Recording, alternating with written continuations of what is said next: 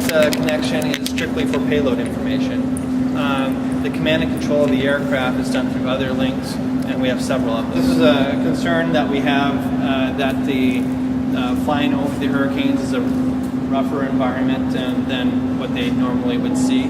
But we've actually been so far rather pleasantly satisfied with the amount of rough ride that we've gotten out there. We've installed accelerometers and other measurement devices on it to see if we are getting some of that atmospheric disturbances because of the storms, and we've done very well. We also have a lot of weather prediction, being that we have scientists that are trying to predict weather phenomena. They can also give us a lot of information about where the storms are currently, where the clouds are currently, and we can do some avoidance of those if need be. There's also some cameras on board that help us be able to see clouds so that we don't hit the top of the clouds. We have to divert our direction that we're going sometimes based on weather phenomena. We're basically around 60,000 feet. Yeah, very high, much higher than your commercial airline flight. Regular.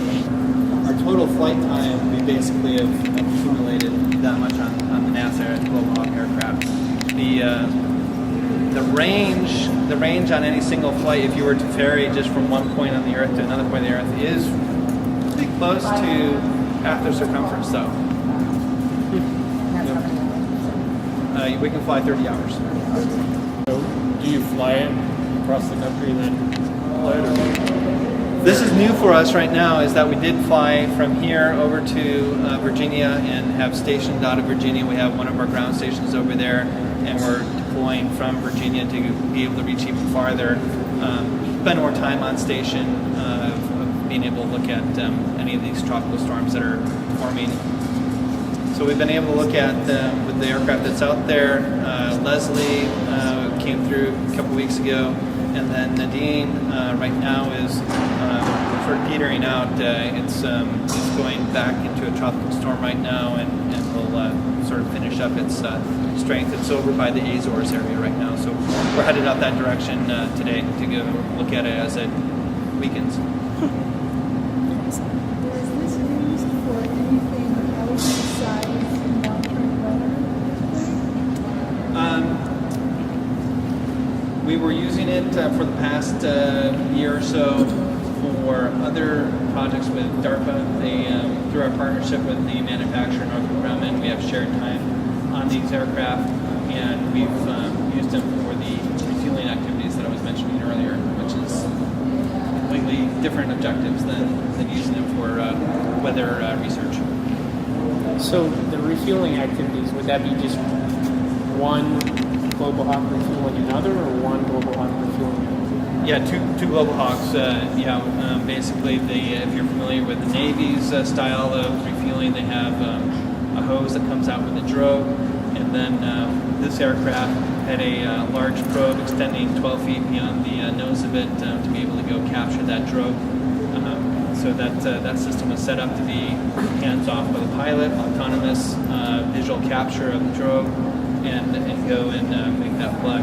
We've demonstrated that with other vehicles here already under DARPA contracts, separate from Global Hawk altogether. We had F-18s, which is one of our main workhorses of aircraft here, outfitted with basically the same type of technology that does visual acquisition of the drogue, guides the aircraft in a autopilot fashion, and actually was very successful at making plugs in the drogue and relieving the pilot from the load altogether.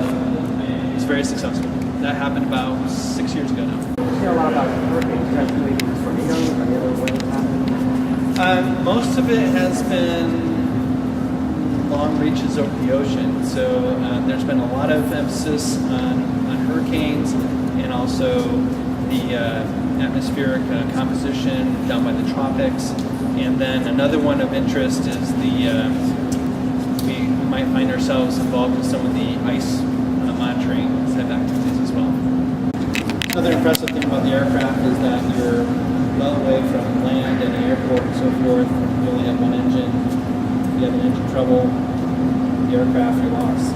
But very, very reliable engine.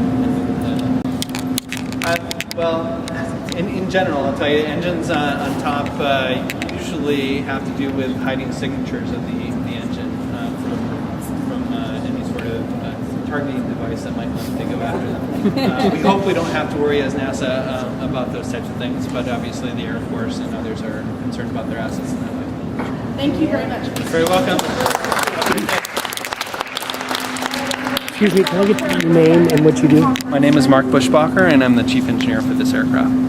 Thank you very much. You're welcome.